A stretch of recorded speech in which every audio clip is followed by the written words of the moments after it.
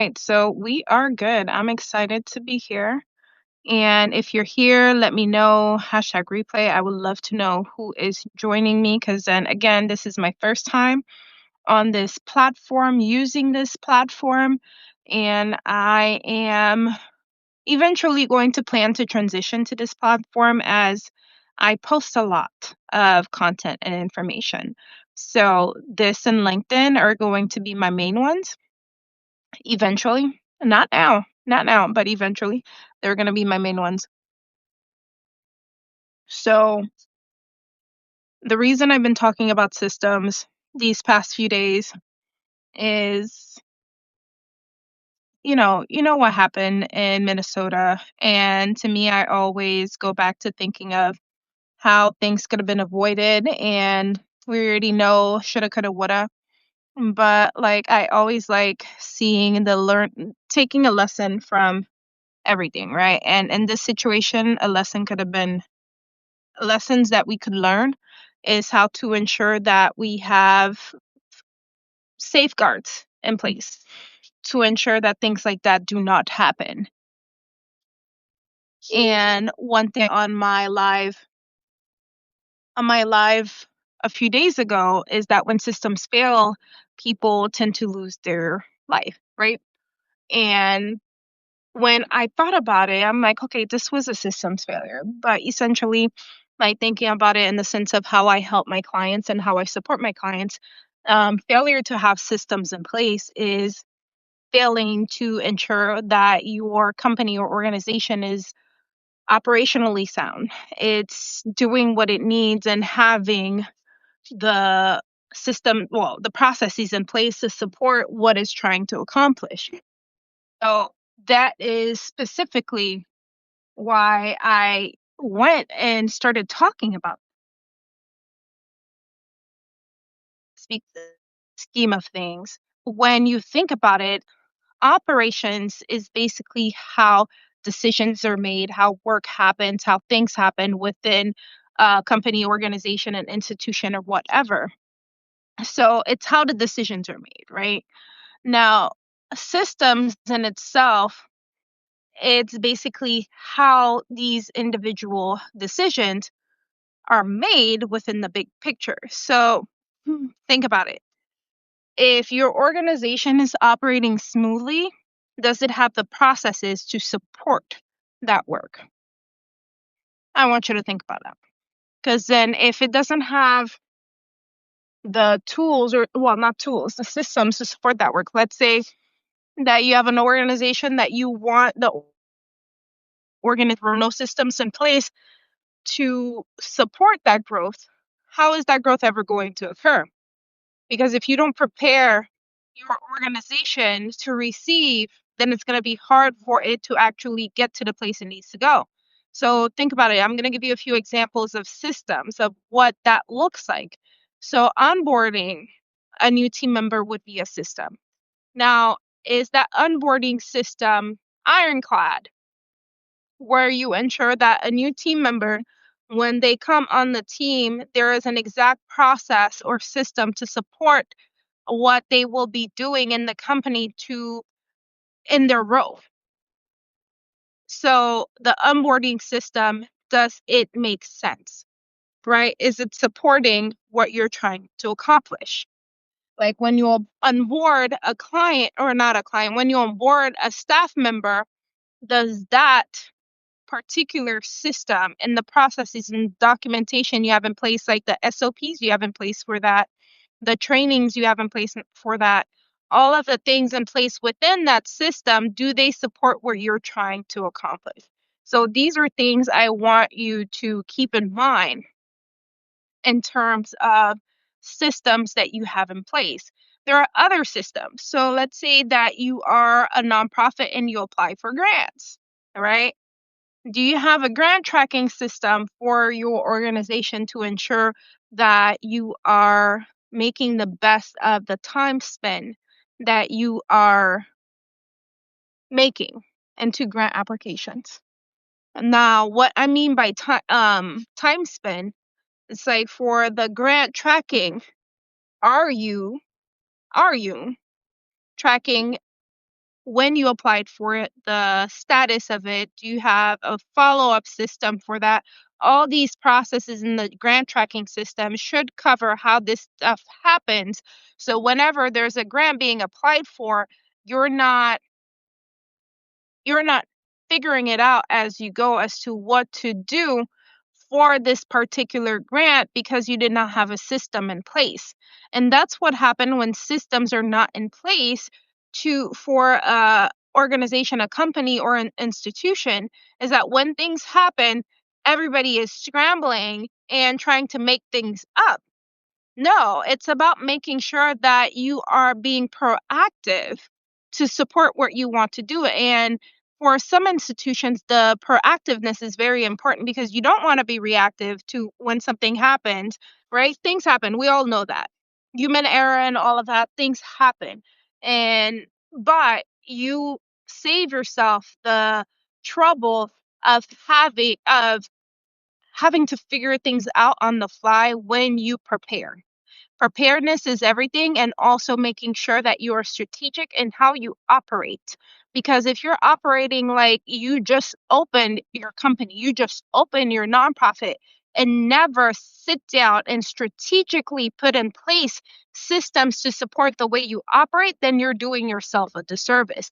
You're purposely and you're choosing, let me rephrase that, you are choosing to function in a place of chaos on purpose.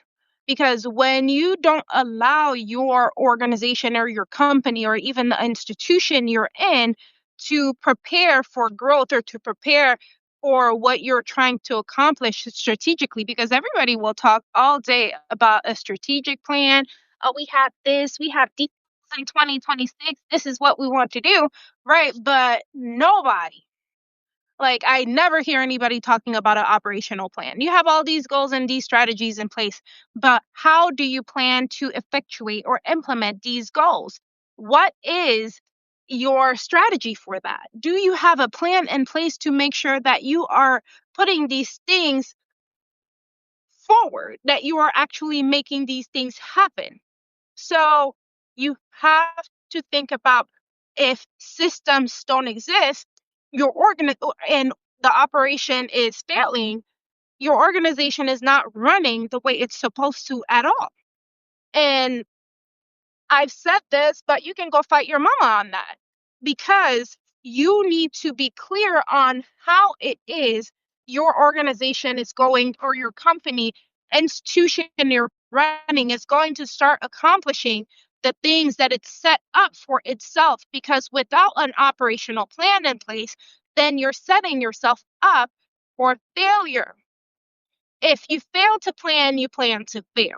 Now, this is, I don't remember where that quote came from. I have it somewhere in my room, but it always rings true on whatever that I do and whatever I see. Failing to plan is the biggest mistake that a lot of leaders can make for themselves, for their organization, because even for yourself, a lot of people don't think about that. If you fail to plan of how you're going to accomplish certain goals and you're just winging it, you're planning to fail, because in your mind, you didn't give yourself the permission to succeed, because you're just doing it because you're afraid of failing, you're afraid of not accomplishing this goal.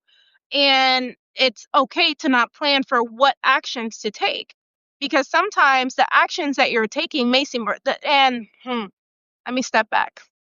Sometimes the actions you're taking or that you have to take to accomplish your goals seem so basic. I heard that from my former coach, are so basic that you do not want to accomplish them. I'm going to credit Coach Jana for saying this, Jana Butler for saying this. Sometimes whatever you have to accomplish seems so boring that you don't want to accomplish. You don't want to do it because it's boring, but boring sometimes it's where you need to be. And operationally, a lot of people see it as boring, but there needs to be that repeatability in certain processes for it to work. So if you're running a company, you're running an organization, you have to think about how things are supposed to be strategically and how they should be done strategically to ensure that the work is being done the way it's supposed to be done. Now, once you establish that, once I do that with some of my clients, establish the gaps and figure out what systems are needed and processes based on their strategic goals and what they want to accomplish. Now, that's one part, establishing that. But what happens after? Because then I want to think about best case scenario and worst case scenario. I always do. I've always done that in my personal life as well. I like thinking about best and worst case scenarios. So, do we have a system in place for the best case and the worst case scenario? I want you to think about that. Now, your system that you have in place for the best case scenario, good. Now, what are the different things that could happen? And you need to flesh out a system for that. So that's also something I look into with my clients to make sure that when we craft, because then when I do a strategic plan with my clients in the same engagement, I also craft an operational plan for them and meet with them and have a retreat with their decision makers to talk about their capacity. Because when you have a strategic plan in place, you also need an operational plan because you need to take into consideration what the capacity of the organization or company is to implement this strategic plan. Because if they do not have a capacity, then you need to start building on that as to what can you do right now with what you have. Because I can't build a strategic plan for an organization that has 5 people, but the goals they have are for an organization that has 20 people. We can't do that. We have to start where you are, and operationally, what is the plan to get you to that goal, that 3-year goal that you have, to ensure that you are not in a place where you are failing? I don't like that word, because the only time you fail is when if you stop trying. But when you don't plan efficiently and you're not planning smart, then that's how you get there. And that's why all my engagements, they include a strategic plan. For strategic planning, it includes strategic plan and operational plan. There's a reason I do that, because I do not want my clients to get the strategic plan and it just sits in their Google Drive because they don't know what to do with it, or they're just winging it and can't figure it out. And the people I work with are very cognizant of what their capacity is, and they're willing to do the work to get to where they need to be. So that is how I work with strategic plans, and make sure that my clients also have an operational plan in their back pocket so they can do the work that they're trying to do. But I'm going to park soon, so I'll be able to look at my notes, because there's so many things I wanted to discuss on this Substack today, on this live. And I know operations is one of them. Operation, again, think of operation as the big um, overarching thing, and then systems goes under operation, because you need systems to support your operations. And under systems, you have tools, because systems do not equal software. Software is an example of a tool, right? So that's not what a system is. If you're telling me, oh, yes, I'm using Little Green Light for our organization, that is not a system. That is a tool that you're using to support the work that you do. But what is the system for that work? That I want you to think about, because then systems do not equal software and systems do not equal tools. Tools are very specific. They may make your job easier with whatever you're doing.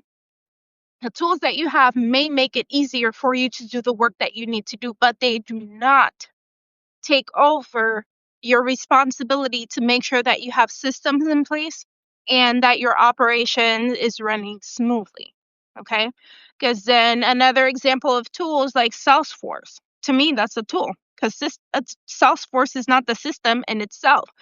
Salesforce is a tool that you use to gather data and organize, and you use it as a CRM and things like that, but it is not a system, because that does not tell people how to do the work or how the work is supposed to go, right? It's just a tool that you use to do the work. And that's the nuance and the difference between a system and a tool. A tool is just what it is. It's a tool to do the work, but it's not a system within itself. Because then sometimes you need software, you need tools to make sure that the system runs smoothly. Because then if I had an onboarding system, I'm going to get certain tools to ensure that I'm able to disseminate some of the information within this onboarding system. Case in point, when I created an onboarding system for an organization I was working with, there was a tool that allowed us to have, well, ADP was one of these tools because we could have the onboarding manual on there, right? So that was one thing. So that's a tool that we use because it's a software that we use. There was another one, I forgot the name, but then some of the training videos were housed within that website because then it was recorded, like branded and things like that, and housed within that to it was a tool to support the onboarding system that existed. So that's why I'm saying tools support systems, and systems are a part of an overarching operation. And that's the difference people need to understand.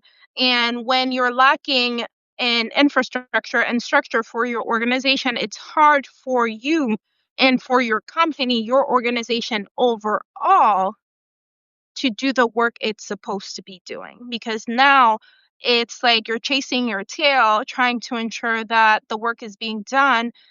But if you had a clear process, clear journey, a clear system in place to support that work, you wouldn't be doing that. All right, let me see my notes under this red light. I got 3 to 5 minutes before I park. So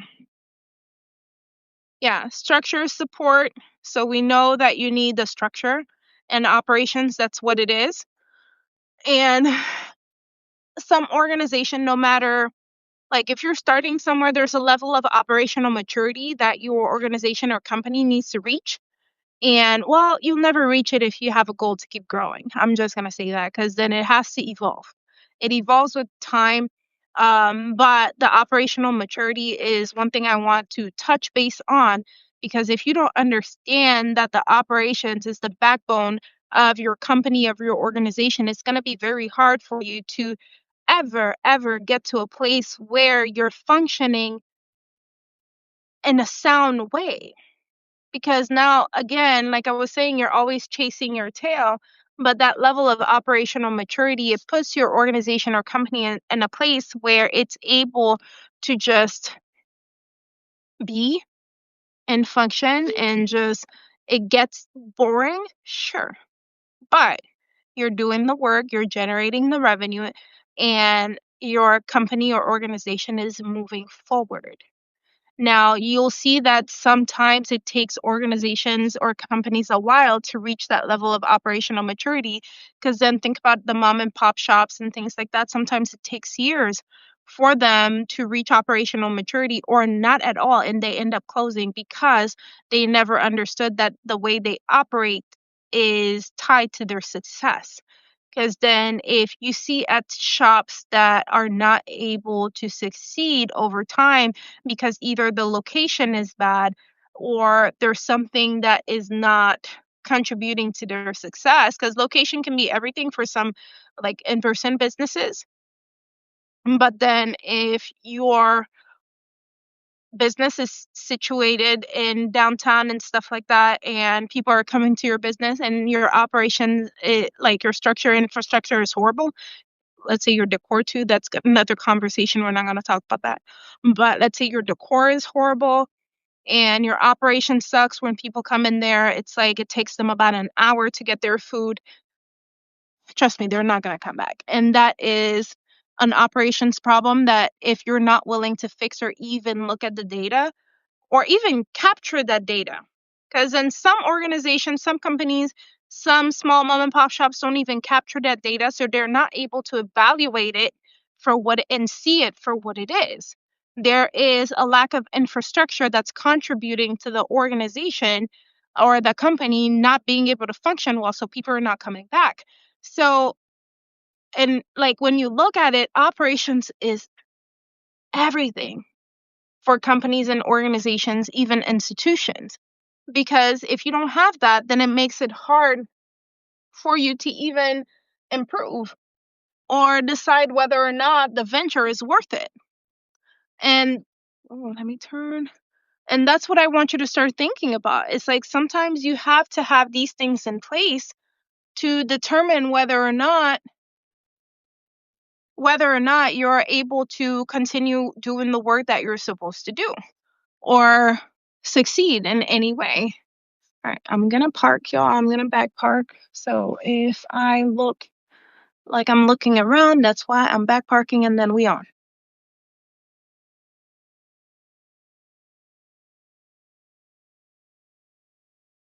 Sorry, everybody. Sorry. And again, if you're here, hashtag live. If you're catching the replay, hashtag replay. Hey, Tiffany. And don't forget to subscribe to my Substack. So, yes, now that I parked, I can go ahead and look at my notes and everything I was planning to talk about before I get out of here. Ooh. So there's so many things that systems like block for you in your company. And I already talked about systems not being software or tools, and systems are not the documents that you have that are sitting and waiting for you in Google Drive. Those are processes that you actually use to support the work that you do, because you don't want people that join your team or are part of your team to say, oh, who's supposed to do that? Hmm, I wonder, because that's a place that you do not want to be in. You do not want to be in a position where people in the company or your organization don't understand their role because the systems weren't clear.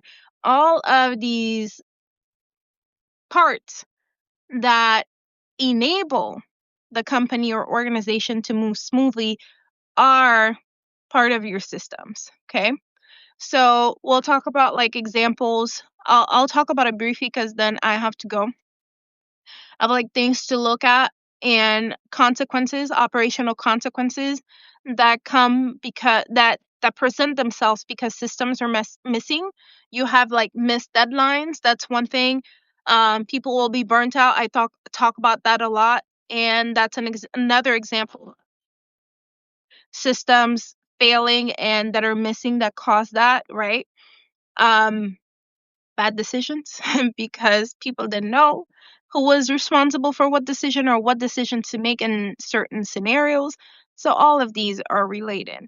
But one thing I want you to remember is that most leaders, you included, you don't want to be in a position where you're thinking that you have a people problem because you don't have enough staff.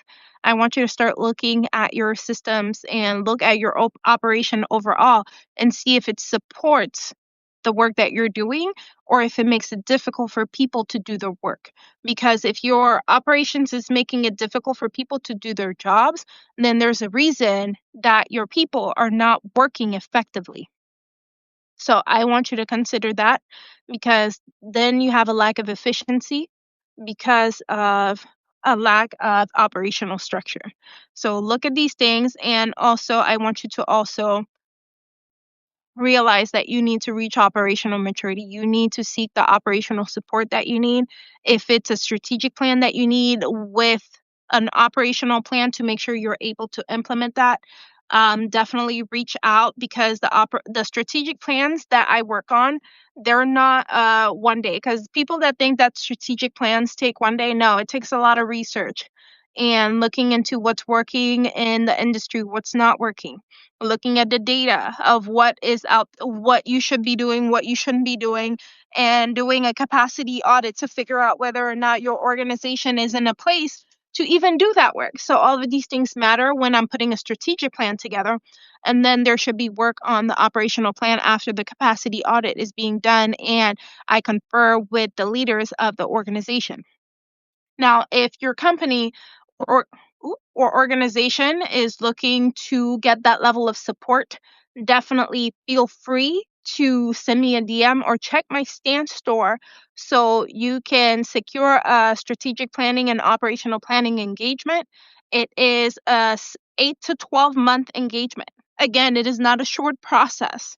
Okay, it is not a short process. We work on that together, and that's delivered to you within 8 to 12 months, and the engagement for that is $12,000. So $12,000 for 8 to 12 months, and we get to work, and we start working on a strategic plan that your organization will have for 3 to 5 years, and an operational plan.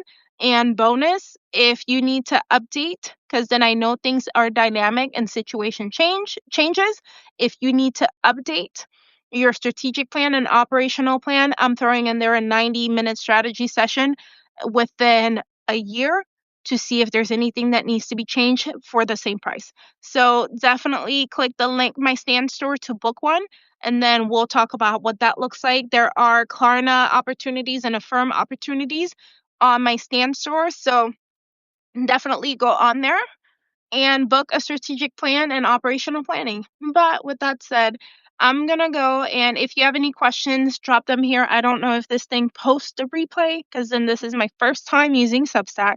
So I'll look forward to talking to all of you, and definitely don't forget to subscribe to my Substack.